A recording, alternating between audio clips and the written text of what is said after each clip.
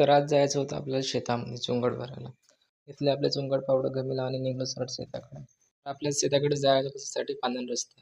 खंडारा रस्त्यावरून निघालाय सरळ नवेगाव रोड. शेतामध्ये जाता जाता मिळाले आपल्याला या आरटीओ.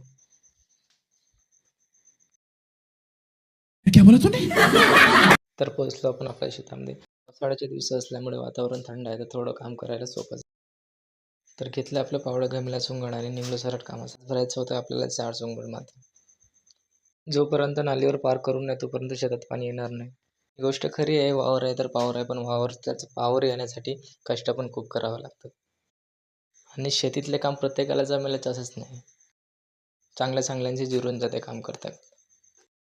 बात तो सही है. जवळपास आपलं काम निपटत आलं. तर आपली 4 चुंगड माती भरून तयार झाली. चुंगड भरून झाल्यानंतर काम संपलं असं नाही. अजूनपर्यंत आपली लावणी झाली नाही. लावणी झाली असती पण बाया मिळत नाहीत. होईल लावणी पण थोडी लेट होणार. पराकडे लक्ष देऊन सरळ निघून जाते घरी. असं असते आमचे शेत. तर भेटूया पुढच्या ब्लॉगमध्ये.